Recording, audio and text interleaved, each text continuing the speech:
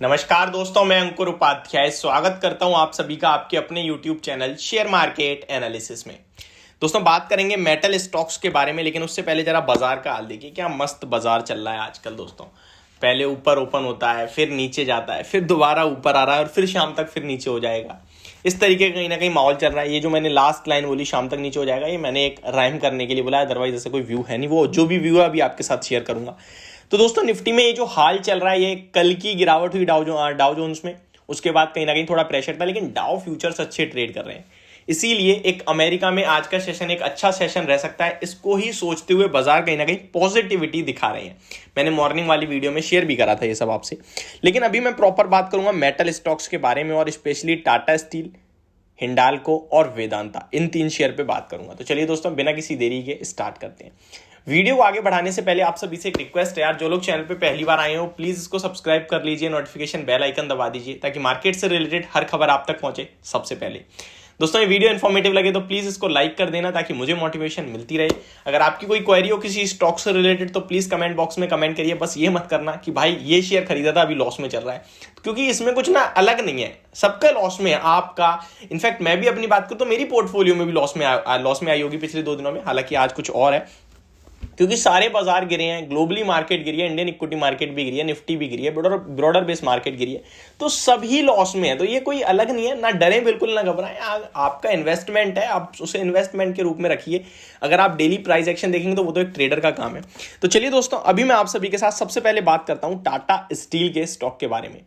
एक हमारे व्यूअर थे जिन्होंने मेरी लास्ट वीडियो में शायद खांसी वगैरह आई थी, तो मेरे से कहा कि भाई आप अपनी खांसी का ध्यान रखिए, वीडियोस आपकी बहुत इंपॉर्टेंट है। तो दिल से धन्यवाद यार आपका।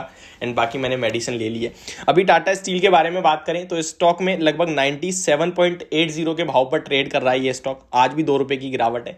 इस स्टॉक में 108 रुपीज, 106 पे मैंने काफी ट्रेडिंग कॉल्स दिए आपको, बाय सेल, लेकिन इन्वेस्टमेंट पर्पज से हमेशा एक ही चीज बोली है कि 95 से लेकर 100 के बीच में स्टॉक मिलेगा तभी खरीदना है, क्योंकि उसके पास हमारे लिए रिस्क रिवॉर्ड फेवर में आएगा। मुझे पता है यहाँ पे ना बहुत सारे बिगनर्स ऐसे हैं जो ये सोचते हैं कि लॉन्ग टर्म के लिए हमें लेना है तो 95 पे मिले या 108 पे क्या फर्क पड़ता है। तो ये 10% का जो फर्क है ना दोस्तों, ये अगर आप लॉन्ग टर्म में एवरेज करोगे ना तो ये 200% का फर्क हो जाएगा। आप समझ सकते हैं 200%, क्योंकि कंपाउंडिंग की पावर है। अभी ये 96 से 106 वाला आपको बेशक कम गैप दिख रहा है, लेकिन आज से 10 साल बाद ये गैप बहुत बड़ा हो जाएगा, क्योंकि फिर आपको वो मल्टीपल्स में दिखेगा।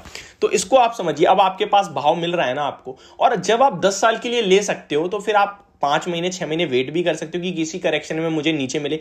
आपको हमेशा उसी दिन लेना होता है। आप नोटिस करना कभी ये चीज कि जब वो स्टॉक ऊपर जा रहा होता है तभी आपको खरीदने का मन बनता है। और अगर ऐसा है ना तो मेरे भाई आप ट्रेडिंग कर रहे हो, और अगर आप ट्रेडिंग कर रहे हो तो प्रॉपर एसएल के साथ करो। ट्रेडिंग करना गलत नहीं है, बट एसएल होना बहुत ज्यादा जरूरी है वहां पे, ठीक है।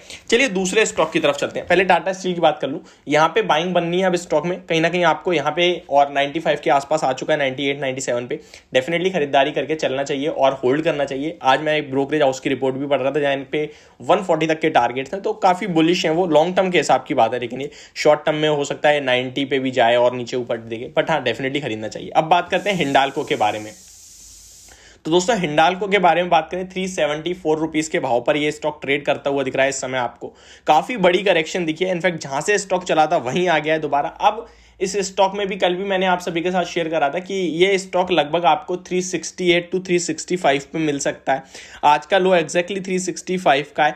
मुझे लगता है ये एक बहुत ही अच्छा काउंटर है। 350 टू 53 रुपीज के समथिंग की इसकी प्राइस टू बुक वैल्यू है, और इन लेवल्स पे डेफिनेटली आपको इस स्टॉक में भी कहीं ना कहीं बाइंग अपॉर्चुनिटीज ही देखनी चाहिए। अभी पूरे मेटल काउंटर्स के लिए कहीं ना कहीं प्रॉब्लम चल रही है, आप सभी को पता है, क्योंकि ग्लोबली सप्लाई और डिमांड में काफी मिसमैच है। तो इन सबको देखते हुए कहीं ना कहीं आपको मेरे हिसाब से अभी थोड़ा अपने आप को कैसे भी करके बस संभालना है और होल्ड करना चाहिए लंबे समय के लिए। लेकिन डेफिनेटली अब ये स्टॉक बेचने वाला इन लेवल्स पे बिल्कुल भी नहीं है। नेक्स्ट वेदांता की बात करते हैं दोस्तों। तो ये स्टॉक काफी बड़े एक्शन में आया था पिछले कुछ दिनों में, मेरा सबसे फेवरेट स्टॉक रहा है बाइंग के अकॉर्डिंग। एंड 240 246 260 कंटिन्यू बाय था। 285 तक के टारगेट्स थे, जहां पे स्टॉक 320 रुपए तक गया। वो हालांकि एक खबर के दम पे गया। खबर आई कि सेमीकंडक्टर चिप का कहीं ना कहीं प्रोडक्शन कर रहे हैं, ये एक जॉइंट वेंचर है फॉक्सकॉन के साथ। बट लास्टली वेदांता ने क्लैरिफाई करा कि हम नहीं है, हमारी इन्वेस्टमेंट कंपनी है। तो उसके बाद वॉल्केन इन्वेस्टमेंट आई थिंक उसका नाम था, उसके बाद से स्टॉक में प्रेशर आ गया है। अब क्या करना चाहिए? तो दोस्तों अब ये दोबारा से वही लेवल आ गए 265 के, ये लोअर लेवल है। अब 260 65 ये एक्यूमुलेशन का जोन है, ये बाइंग का जोन है। मैंने आपको बोला भी था 290 में कि अभी ये स्टॉक 270 तक जा सकता है, वहीं लेना है, यहाँ नहीं लेना है। तो देखिए आ चुका है वहां पे, आप कहीं ना कहीं आप में मूड माहौल बना सकते हैं खरीदारी करने का। ऑलरेडी काफी बड़ी करेक्शन देख ली है, चाहे मार्केट हो या मेटल हो, सारे ही स्टॉक्स में। तो अब मुझे लगता है ये लेवल्स जो है आपके लिए खरीदारी करने वाले हैं। एक चीज और बोलना चाहूंगा दोस्तों, मार्केट जो है वो हो सकता है 16,900 तक जाए निफ्टी, इस बीच में थोड़ी बहुत और करेक्शन मिली, तो वहां आपको डरना नहीं है, खरीदारी करने के ही मौके ढूंढने चाहिए। आपको यह समझना चाहिए कि हम लोग बहुत स्ट्रांग हैं।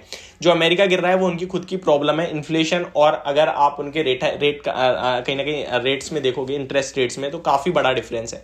लेकिन हमारी इन्फ्लेशन और रेट्स में देखोगे, इंटरेस्ट रेट में, तो ज्यादा बड़ा डिफरेंस नहीं है। ऊपर से एक रेट हाइक और आ जाएगा हमारा, तो ऑलमोस्ट सिमिलर हो जाएगा।